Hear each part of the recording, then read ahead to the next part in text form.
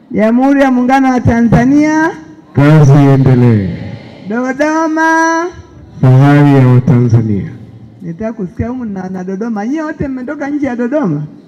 Leo wananchi wangu wanafaidi kweli, mmelala, mmekula. Sasa tunasema Dodoma, fahari ya Watanzania, ni makao makuu ya nchi. Dodoma, fahari ya Watanzania.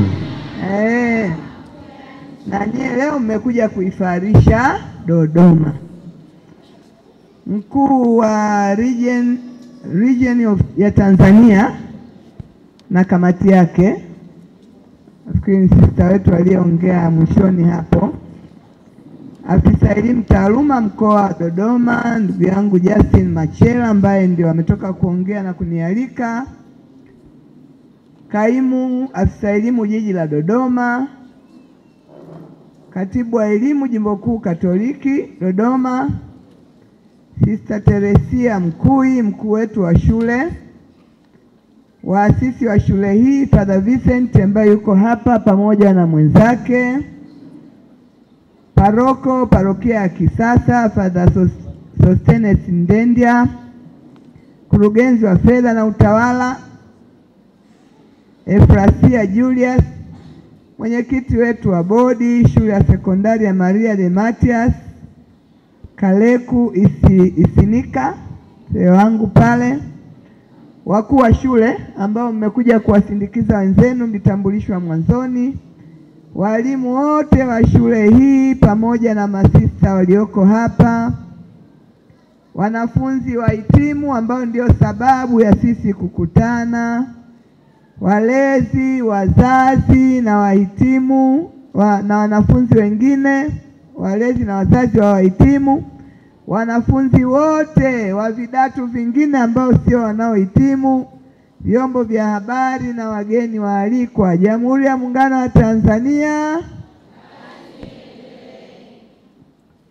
Ndugu zangu, nichukue nafasi hii kuanza kumshukuru sana Mwenyezi Mungu kwa nafasi anazotupa kila siku, ikiwepo hii ya leo ya kukutana na wanafunzi wanaohitimu kidato cha 6 katika shule hii nzuri ya Maria de Matias. Mungu apewe sifa nyingi. Najua nilikuwa nimetoa ahadi ya kualikwa kwa Father Vincent hapo katikati, nilikuja kwa jambo mojawapo. Nilipopata barua sikutegemea kama nitapata nafasi, lakini Mungu ni mwema na mimi nimepata neema kushirikiana na vijana hawa. Lakini nishukuru kipekee sana. Asanteni kwa kunialika na mimi kuwa mgeni kushirikiana nanyi leo. Dodoma ukialikwa unamshukuru Mungu kwa sababu Dodoma ndio mahali ambako kuna viongozi wote wa nchi hii. Kwa hiyo mtu anaweza kumwalika yoyote anayemtaka, akasema nataka ni waziri, nataka kiongozi mkuu kabisa, nataka si nani, wote wako Dodoma. Lakini ukisema namtaka mkuu wa mkoa, na mimi naona ni shukrani. Lakini nitoe pongezi pia kwa wahitimu ambao ndio mmetufanya leo tumekutana hapa. Na nimeambiwa mna wimbo wenu mzuri, nitatoa nafasi nikimaliza mniimbie kabla sijaondoka niusikilize. Lakini niwashukuru sana wote waliotoa burudani, wale wa madarasa tofauti tofauti. Nimeona vipaji vingi sana na kafurahi kuwa kila mtu anasema karibu tamaduni zetu zinapotea, lakini leo nimejua kumbe tamaduni zetu bado zipo. Nimeona na ngoma moja ilicheza kama vile ngoma ya Wasandawe, wananchi wangu wa Chemba pale, nikaona kama nao imechezwa hivi. Kwa hiyo nawapongeza sana walimu kwa kufundisha ili utamaduni wetu usipotee, lakini niwapongeze watoto wote ambao wamecheza na ujumbe mbalimbali ambao wametupa siku ya leo. Ndugu zangu, nianze tu kusema juu ya serikali yetu na dhamira yake kubwa ilionayo juu ya kuimarisha elimu katika nchi yetu. Yako majina mengi tumeyasema juu ya elimu. Elimu ni uti wa mgongo, elimu ni ufunguo wa maisha, elimu ni bahari, elimu ni nuru, na kila mtu alipotamani kuipambanua elimu ameweza kusema neno. Lakini yote hayo yakiashiria Elimu ndiyo inayofanya watu wafanye mambo makubwa kwa kuwa na maarifa ya kupambanua mazingira yao. Na hata vitabu vya dini tunajua navyo vimesema sana juu ya elimu ni maarifa, mara elimu ndio uzima wako, elimu ni nini. Kwa hiyo yote haya yanatuonyesha umuhimu wa elimu. Serikali yetu inajua umuhimu wa elimu, ndio maana miaka michache hii ya karibuni, hasa kupitia serikali ya awamu ya 6 Mheshimiwa Dr. Samia Suluhu Hassan, tumeona mambo makubwa ambayo serikali imeendelea kufanya tangu uhuru mpaka kipindi hiki ambacho serikali imeendelea kuongeza uwezo wake wa kiuchumi, imeendelea kuimarisha sana elimu katika nchi yetu. Sisi tu mkoa wa Dodoma katika miaka michache tumejenga mashule mengi sana, tumejenga mabweni mengi sana, tumejenga madarasa mapya, tumejenga nyumba za walimu, tumejenga vyoo, tumenunua madawati, tumeajiri walimu sana kuliko wakati mwingine wote wa historia ya nchi yetu. Kwa nini? Kwa sababu tunajua watu walioelimika wanaweza kuwa na mchango mkubwa katika kuibadilisha nchi yetu ya Tanzania. Na watoto wetu hapa tunapowaona leo, mimi nimesema nije na wengine mmekuja, si kwa sababu tu tunafurahi wanapomaliza, lakini tunajua hawa ndio wanaokuja kuijenga Tanzania ya baadaye. Maarifa waliyopata hapa ndio yanayokuja kubadili nchi yetu, kubadilisha maisha yao na vitu vingine. Kwa hiyo wakati huu nchi yetu, kwa kujua umuhimu huo, ndio maana kuna mambo mengi yamefanyika tofauti, ikiwemo kubadilisha mtaala pia wa elimu, ambao katika historia ya nchi yetu mtaala huu umebadilisha kwa staili ambayo tunaamini ni staili ambayo itaenda kudumu muda mrefu, kwa sababu imekuwa ni shirikishi. Zamani mnajua wakati fulani alikuwa anasimama kiongozi anasema nimebadilisha mtaala wa elimu. Watanzania wakawa wanasema kwa nini mtu mmoja, yeye anatujuaje sisi Watanzania tunataka nini? Lakini wakati huu mmeshirikishwa. Kama mtu alikuwa anafuatilia, walipita mikoa mingi, wakawa wanasema jamani, leo njooni wananchi mtoe mawazo. Kwa hiyo mtaala uliotengenezwa unatuhusu sisi wote na ni sehemu yetu sisi na mawazo ya kwetu. Lakini nilichofurahi leo nilipoona shule hii inaeleza kufundisha mambo ambayo yako kwenye mtaala mpya wa elimu. Hongereni sana shule hii ya Maria de Matias. Wanafunzi wamejipambanua. Wamesema hapa shuleni tumefundishwa ujasiri, tumefundishwa kujiamini, na kwa hiyo tukaona wakiongea kwa kujiamini sana, kama vile wameshakuwa wakuu wa mikoa tayari. Sisi tulikuwa hatuwezi hivyo zamani, tulikuwa na uoga kwa sababu tulikuwa hatufundishwi masomo mnayofundishwa nyie. Kwa hiyo wapongezeni sana walimu wenu na viongozi wenu kwa makofi. Wapeni maua yao. Sisi wenzenu tumejua kuongea ukubwani. Ulikuwa ukitoka shule ukiambiwa simama mbele za watu unaanza kuwa na mawazo, unaweza hata ukatoroka siku hiyo shuleni. Kwa sababu hujafundishwa kujiamini, hujafundishwa ujasiri. Kwa hiyo nimefurahi sana kuona haya mambo tunayoongea kwenye mtaala wenzetu mmeshaanza kuyafundisha. Hongereni sana. Mkoa wa Dodoma unazo shule za sekondari 245. Na kati ya hizo shule za binafsi 39 na shule za serikali ni takriban 206. Lakini shule za A-level ambao ndio hawa tunaona leo wanamaliza, mkoa mzima tuna shule za A-level 34, binafsi 12 ikiwepo hii tulipo leo, pamoja na za serikali 22. Kwa tunapomaliza mitihani hii, sisi tunajua nao kundi kubwa la watoto ambao wanatoka mkoa wa Dodoma wakiwa wamemaliza kidato cha 6 kwa sababu ya wingi wa shule. Na shule hizi zimeongezeka miaka hii mitatu tu. Huko nyuma tulikuwa na shule chache sana, na mtakumbuka katika historia. Zamani mlikuwa mkifaulu form 4, wanatangaza serikali nasema hawa wataenda Yaani wako waliofaulu lakini hawapati bahati ya kwenda shule za serikali. Kwa nini? Kwa sababu shule zilikuwa ni chache za kidato cha 5 na 6. Sasa hivi Mheshimiwa Rais akasema hivi hawa wameshapata kazi ya kutokuwa na 0, ya kutokuwa na 4 shuleni. Lakini wanashindwaje kwenda kidato cha 5 kwa sababu ya uchache wa shule. Kwa hiyo hii tukajenga shule nyingi sana ili kila anayefaulu apate fursa ya kwenda kusoma. Ndugu zangu, leo ninaposhuhudia watoto wetu, nimeambiwa wako takriban 61 watoto wa kike wanaomaliza kidato cha 6.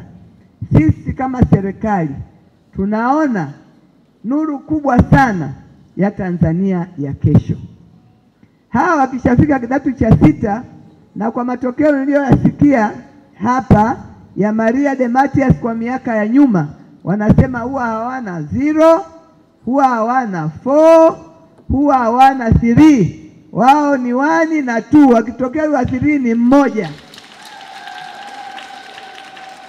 Kama ndivyo, sisi hawa tayari tunawaona ni wataalamu, tunawaona ni viongozi. Maana tuna hakika 61 wote hawa hawataishia hapo, wataenda kwenye hatua nyingine mbele ambazo zitafanya waje kuendeleza taifa letu.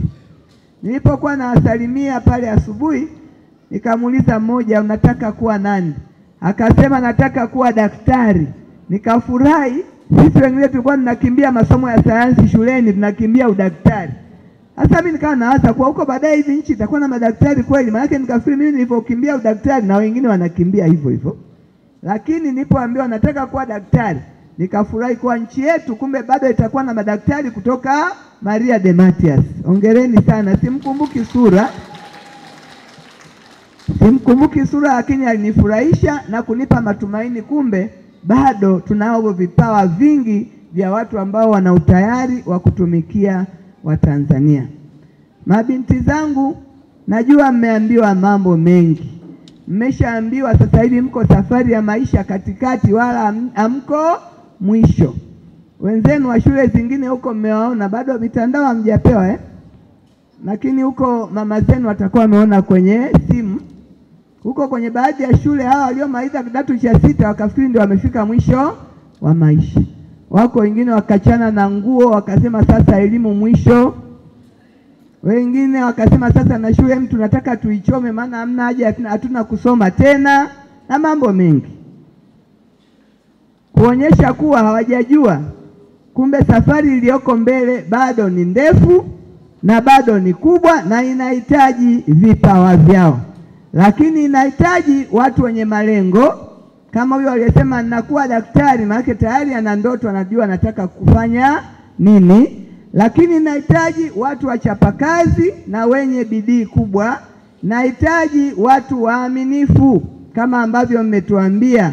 Lakini kwa sababu ni watoto wa kike na hata wa kiume, inahitaji watu wanaojithamini na wanaojitambua na wanaojitunza.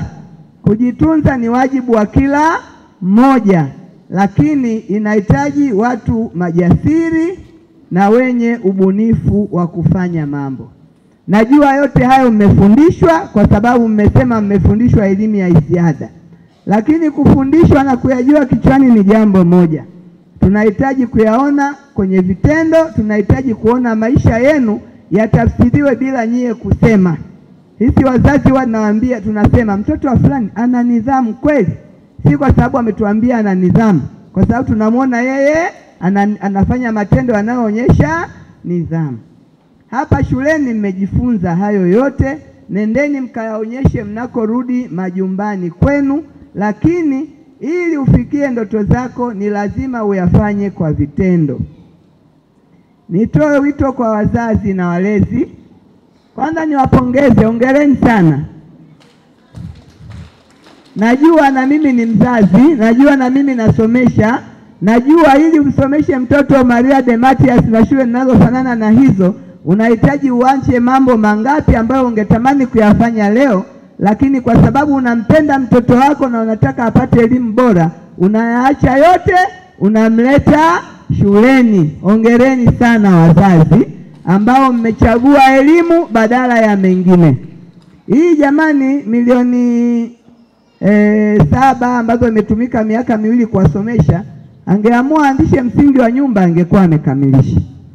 Angeamua anunue kagari kadogo dogo kale IST na nini, huenda angekuwa amenunua gari. Lakini kuna mzazi wako anaenda bado kazini na daladala kwa sababu amekuleta wewe shule hii. Kuna mzazi amesimamisha kujenga mwaka huu aanze mwaka kesho ukimaliza kwa sababu ametaka wewe usome. Ndio maana nawapongeza wazazi kwa sababu wamechagua kitu cha thamani cha kusomesha. Lakini watoto hapa wamenifurahisha, wale wa Ngonjera. Wameongea maneno ambayo wakanifanya sasa mimi nipunguze mambo ya kuongea. Kuna mmoja katika maneno yake amesema, mama amenisomesha shule nzuri, lakini amenipa lishe bora, ila hakujali malezi yangu.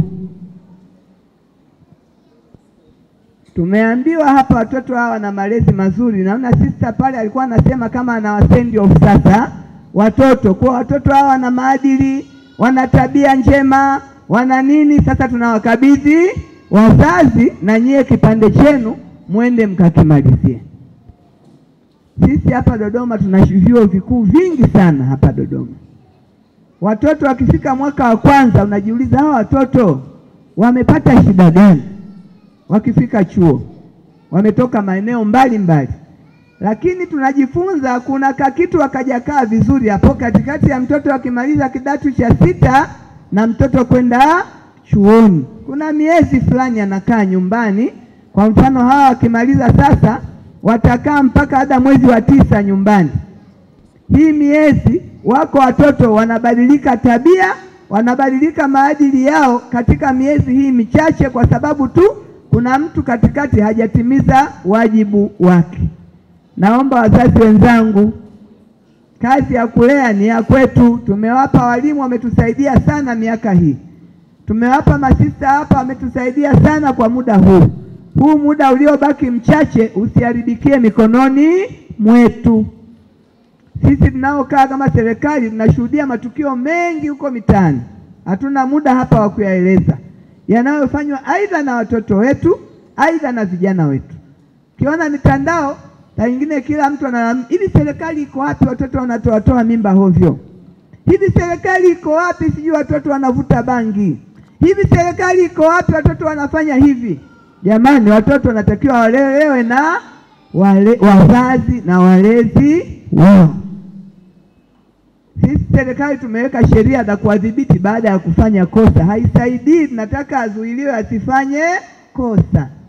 Kwa hiyo niwaombe, thamani ya fedha hii ya mtoto amekaa hapa na malezi yote itakuja kuonekana kama watoto hawa watakuwa wana elimu nzuri, wana A, lakini pia A zenye maadili mema kwa taifa letu. Nendeni tukaendelee kuwaona watoto hawa hawana uwezo wa kujitegemea moja kwa moja. Ni wakubwa kwa umri, lakini bado wanatakiwa wafanye mambo yao angalau kwa ufuatiliaji. Naenda kazini asubuhi, muulize ratiba yako ya leo ikoje. Usimwache akawa huru, yani sasa yeye ndio basi tena, kama vile ndio dunia imefika mwisho. Baadhi yao hawajawa na uwezo wa kujitegemea kiasi hicho. Kwa hiyo niwaombe wazazi, bado nchi yetu inahitaji watu wenye maadili, watu wenye chapakazi na watu ambao watajiongoza wenyewe vizuri, lakini baadaye watakuja kuongoza nchi yetu vizuri. Na wakuwatengeneza ni sisi. Kila mtu anasema changamoto ya maadili, lakini sisi tusiwe wasemaji, tuwe sehemu ya kutengeneza watu wenye maadili. Swala la simu wamelisema wenyewe. Katika vitu vinatupa shida, sio tu hata watoto, hata wazazi. Sasa hivi ni teknolojia imekuja na mambo mazuri, lakini wengi wanachagua kutumia mabaya kuliko mazuri yaliyopo kwenye simu. Kwa hiyo watoto hawa muwasimamie, muwaambie vitu vyote hatutawazuia kuviona vilivyopo kwenye mitandao, sababu ni uhuru wa kila mtu. Kwa sasa ukimjengea kichwa chake kikajua hiki cha muhimu kuangalia na hiki sio cha muhimu, basi watakuwa wametusaidia. Watoto wangu, kuna vitu mlikuwa mnakataliwa huku msivione kabisa. Sasa hivi najua zawadi ya kwanza tunawaahidi watoto wakimaliza kidato cha 6. Ukimaliza ukifaulu nitakununulia simu. Na watoto ndio wanafurahi kabisa kuwa sasa naenda kupata simu. Najua nusu hapa mmeahidiwa simu, sio? Sasa hizo simu hizo zina mambo mengi, zinakupa uhuru wa kuijua dunia na yote yaliyopo duniani. Nendeni mkajue kuchagua mambo ya kutumia kwenye ile simu, kwa sababu hakuna kufuatilia unachungulia wapi na unaangalia kipi. Kila utachotaka kuangalia vipo vingi vinavyofanana na hivyo. Lakini ukitumia vizuri, simu ni kitu cha thamani, ni kitu cha faida, ni kitu ambacho kitaendelea kuimarisha na kuboresha maisha yako kama utaamua kutumia vitu vizuri kwenye simu badala ya kutumia vitu vibaya. Ndugu zangu, mkoa wa Dodoma tunatamani kufanya mambo mazuri kwa kila eneo. Tunatamani Dodoma kama ambavyo ni makao makuu ya nchi, isiwe makao makuu tu ya serikali, iwe ni makao makuu ya kufanya vizuri katika kila sekta, ikiweko sekta ya elimu. Tunapoona matokeo mazuri ya elimu katika mkoa wetu, tunajua kuwa wana Dodoma walioko Maria de Matias wametuelewa na wameamua kufanya vizuri. Kwa hiyo nitoe wito kwa vile vidato vingine, najua kutakuwa na mtihani ya kidato cha 4, kidato cha 2, darasa la 7. Ni watoe shime kuwa wote tunataka mfanye vizuri kwenye elimu, kwa sababu mkoa wa Dodoma unataka kuwa mkoa wenye sifa nzuri, uwe fahari ya Watanzania wote. Na nishukuru sana sister, najua kwenye darasa la 7 mkoa wa Dodoma tunaendelea kufanya vizuri sana, na tumeupa heshima mkoa, kwa sababu katika historia ya miaka 20 huko katikati mkoa wa Dodoma ulikuwa ingii 10 bora, lakini miaka mitatu hii tumeanza kushika nambari ya 10 kitaifa, tukaja wa 5 kitaifa, tumekuja wa 4 kitaifa mwaka jana, na mwaka huu tunataka kufanya vizuri zaidi. Kwa wale la 7 wanisikie na wajue tunataka kusonga mbele. Wazazi, kwa sababu mmesema wote hamtoki Dodoma, maana nilipouliza wana Dodoma mmekata kauli mbiu hamwijui. Nichukue nafasi hii kuwakaribisha sana Dodoma, makao makuu ya nchi yenu ya Tanzania, mkoa ambao Mheshimiwa Rais wetu ameamua kuupa hadhi ya makao makuu. Naamini mmekuja wengine na SGR, mmeona hiyo raha ya SGR, na wanafunzi hawa watapanda treni pia kurudi majumbani, wataona ladha ya SGR ambayo sasa hivi inapatikana Dodoma mpaka Dar es Salaam tu, haipo mahali pengine. Lakini Dodoma inayo mambo mengi mazuri zaidi yanafanyika. Mjipe muda wa kutembelea, muone kila sehemu. Zamani wafanyakazi walikuja kwa kulazimishwa Dodoma, sasa hivi kila mtu anatamani kuja kuishi Dodoma kwa sababu ya uzuri wa makao makuu. Kwa hiyo huko nendeni, lakini baadaye juu mjue kuna Capital City ambayo inakuja kuwa ni mkoa mzuri kuliko mkoa mwingine wowote Tanzania. Kwa hiyo watoto wangu na wazazi, karibuni nje muishi Dodoma. Ndio maana nasema Dodoma ni fahari ya Watanzania, inakuwa kwa kasi, kuna fursa za uwekezaji, kuna vivutio vya utalii. Niwakaribishe sana. Kabla sijamaliza niseme mambo mawili. La kwanza niseme juu ya uchaguzi. Madam nimewakuta hapa na nikiona watoto wetu wana umri wa kupiga kura, lakini na wazazi na walezi na umri wa kupiga kura.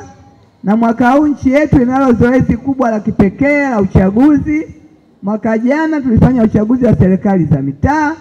Mwaka huu tunafanya uchaguzi wa serikali kuu. Wako Watanzania wengi wao wanaona mambo haya wanasema ni ya kisiasa. Kwa hiyo kama yeye hayuko mwenye siasa, anasema hata kupiga kura ni jambo la kisiasa. Lakini kupiga kura ni jambo la kidemokrasia ambalo linatuhusu Watanzania wote. Sasa wale ambao wanajiita sio wanasiasa, wakati fulani huwa ni wakosoaji wazuri sana baada ya matokeo ya viongozi kutoka, lakini kwenda kupiga kura nafikiri haimuhusu. Naomba nitoe heshima kwenu. Kwanza kazi yetu ya kwanza mkajiandikishe.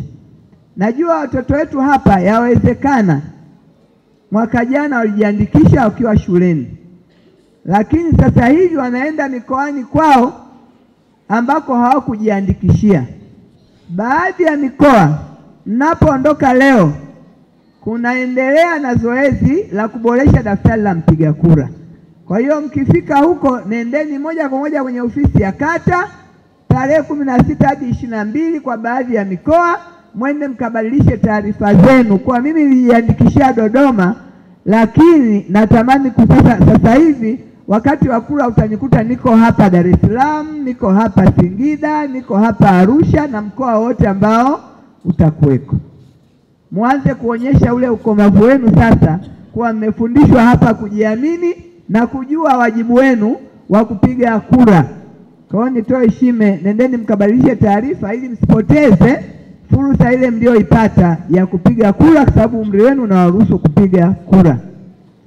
Lakini wazazi vile vile msipoteze fursa ya kupiga kura, pia nafasi ya kugombea. Ukitaka udiwani ni haki yako kwenda kugombea. Ukitaka ubunge ni haki yako kwenda kugombea. Lakini kikubwa sana ni waombe, siku ya kupiga kura ikitangazwa, msiache kwenda kupiga kura. Tuna uzoefu na Watanzania wengi kabisa. Tutaka kuona wajuu ya kiao ya kidemokrasia. Anasema tarehe fulani ni ya kupiga kura, nasikia wamesema ni siku ya mapumziko, nitalala siku hiyo. Hataki kwenda kupiga kura. Kumbe sio siku ya kupumzika, ni siku ya kwenda kupiga kura. Kwa hiyo naomba niwaombe wazazi na vijana wetu, msipoteze hiyo fursa. Siku ikifika, nendeni mkapige kura. Nimepokea risala ya wanafunzi ambayo inazungumzia changamoto ya uwanja wa michezo. Naomba niseme kuwa bahati mbaya si kama nitapata nafasi ya kuona uwanja, lakini nitamtuma afisa michezo, atakuja hapa shuleni sasa, aangalie hicho unachokiomba ni kitu gani, na tuone namna gani tutashirikiana ili kufanya watoto wetu wafurahie michezo kwa kuwa na viwanja vizuri. Tunajua haki ya michezo na tunasema sana kuhusu umri wa watoto kucheza michezo mingi zaidi ili mili yao itumie nguvu hizo kwenye michezo. Ndugu zangu, nimalizie kwa kuwatakia kila laheri. Wazazi, naamini mmenielewa. Mtatembea Dodoma siku 2 kabla ya kuondoka Pazuri bwana, msiache kuzunguka. Kule mnakotoka hamna makao makuu ya mahakama. Hata lile jengo tu ni la 6 duniani kwa ubora. Nendeni mkalione. Bunge liko hapa, Ikulu iko hapa, mji wa serikali, mawizara zote ziko hapa, zimekaa pamoja tofauti na ilivyokuwa zamani. Msiache kuangalia mambo mazuri. Uwanja wa ndege mkubwa unajengwa wa kisasa na mambo mengine. Nimalizie kwa kuwatakia kila laheri watoto wetu. Mmefanya mtihani. Tunaomba Mwenyezi Mungu pia kile mlichokifanya kipe thamani ili matokeo yenu iwe ni wani wote. Lakini tunawatakia maisha mema. Mungu aendelee kuwalinda kwa hekima, maarifa na umri wenu. Muendelee kuja kuwa Watanzania ambao mnategemewa kwa taifa hili binafsi na familia zenu. Mimi nawaomba tukutane UDOM, tukutane chuo cha mipango, tukutane St. John, tukutane AFM, tukutane na maeneo kama hayo ili tuseme kweli watoto hawa walituwakilisha vizuri. Niwashukuru sana, niwatakie safari njema huko mnakoenda na Mungu aendelee kuwabariki kila mnachokifanya kwa manufaa makubwa kabisa ya taifa letu na maisha yenu. Asanteni sana kwa kunisikiliza. Jamhuri ya Muungano wa Tanzania. Dodoma.